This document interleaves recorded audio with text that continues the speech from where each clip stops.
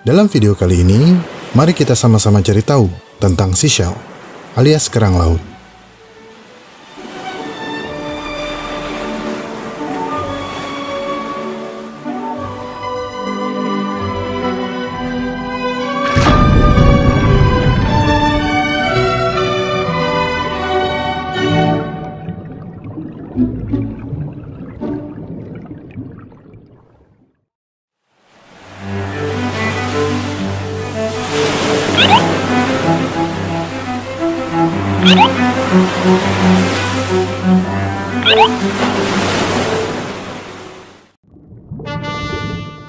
Kita tahu kalau rumus kimia dari senyawa air adalah H2O.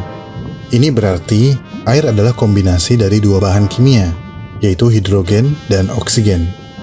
Semua air mengandung hidrogen dan oksigen, namun kebanyakan air memiliki kandungan lain juga. Misalnya, air laut mengandung garam, sedangkan air sungai atau danau biasanya tidak. Jumlah kandungan garam adalah salah satu fitur atau properti dari air. Properti ini sangat penting bagi makhluk hidup. Sebagian besar organisme air tawar tidak dapat bertahan hidup jika airnya terlalu asin. Sebaliknya, sebagian besar organisme laut tidak dapat bertahan hidup di air tawar. Air juga memiliki sifat lain yang terjaga keseimbangannya, agar makhluk hidup dapat berkembang. Salah satu sifat itu disebut acidity atau tingkat keasaman. Acid atau asam adalah zat yang dapat menyebabkan perubahan tertentu ketika dikombinasikan dengan air atau logam. Tingkat keasaman adalah jumlah atau kadar asam yang berada di dalam air.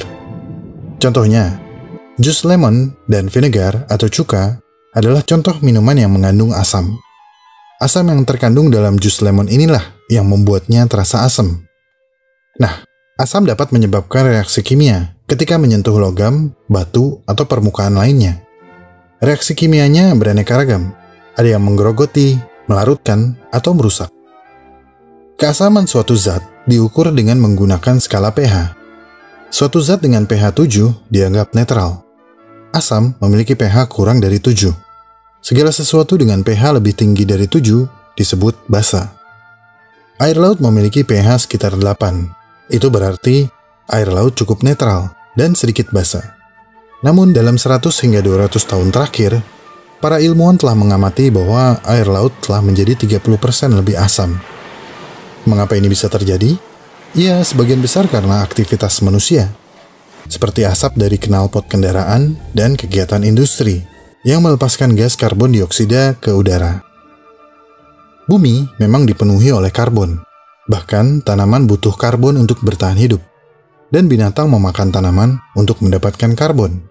Tapi ketika gas karbon dioksida yang ada di atmosfer berlebihan, maka itu akan diserap oleh lapisan atas lautan. Dan ketika karbon dioksida terserap ke dalam air laut, itu akan menjadikan air laut lebih asam. Nah, sama seperti asam yang dapat menyebabkan karat dan kerusakan lain di darat, air laut yang asam juga dapat mempengaruhi kehidupan di dalamnya. Asam dapat melarutkan cangkang-cangkang binatang laut. Banyak percobaan yang telah dilakukan untuk menggambarkan bagaimana asam dapat melarutkan cangkang moluska. Bahkan dengan vinegar atau cuka pun, cangkang bisa larut dengan mudah. Peternak tiram sudah terkena dampak dari pengasaman air laut ini. Karena air laut menjadi lebih asam, tiram dan kerang tertentu tidak mampu berkembang. Karena setelah menetas, tiram muda tidak dapat lagi mengembangkan atau mempertahankan cangkangnya. Air laut yang asam juga dapat menyebabkan bleaching atau pemutihan terumbu karang, menghambat pertumbuhan, dan melemahkan struktur terumbu karang. Padahal, terumbu karang merupakan rumah penting bagi banyak makhluk hidup. Kesehatan terumbu karang sangat penting bagi banyak ekosistem. Satelit NASA yang disebut Orbiting Carbon Observatory mengumpulkan informasi tentang karbon dioksida di atmosfer ketika ia mengelilingi bumi. Dan dari sini, para peneliti dan ilmuwan memahami hubungan antara karbon dioksida dan perubahan keasaman laut.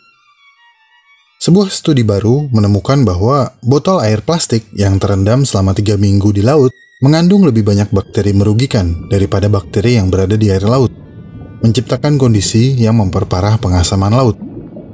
Dalam studi yang diterbitkan di jurnal Marine Pollution Bulletin, para ilmuwan internasional menyimpulkan bahwa polusi plastik, khususnya botol air plastik, mengumpulkan bakteri dan mikroorganisme berbahaya yang mudah berkembang di lingkungan yang kaya karbon dioksida. Dan bakteri dan mikroorganisme ini mengancam mikroorganisme lain yang justru berguna untuk mendaur ulang karbon di laut.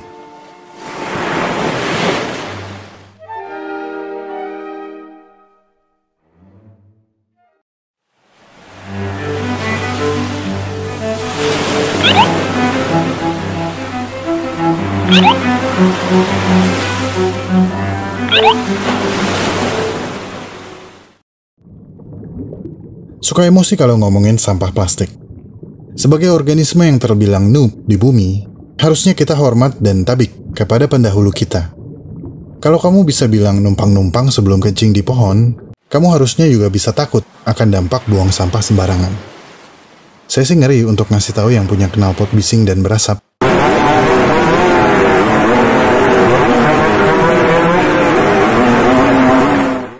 Gimana ya? Tiru anak gunung lah. Mereka nggak ambil apapun selain gambar, nggak bunuh apapun selain waktu, dan nggak ninggalin apapun selain jejak. Lo lihat sendiri ya fakta di lapangan bagaimana. This is the real fact, guys. Ini fakta yang sebenarnya. Oke, gua dan teman-teman akan terus bergerak untuk menjemput sampah. Ya, sebenarnya ini nggak perlu dilakuin. Orang tuh orang gila yang kita ngambilin sampah di gunung itu orang gila sebenarnya. Cuman apa daya? Emang faktanya di gunung itu ada sampah. Betul.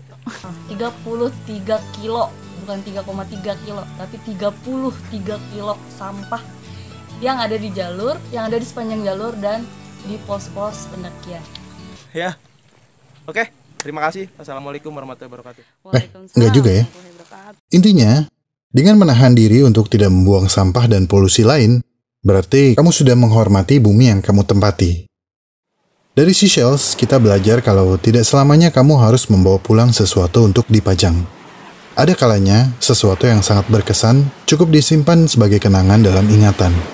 Karena kenangan akan melekat dalam ingatan untuk waktu yang sangat panjang.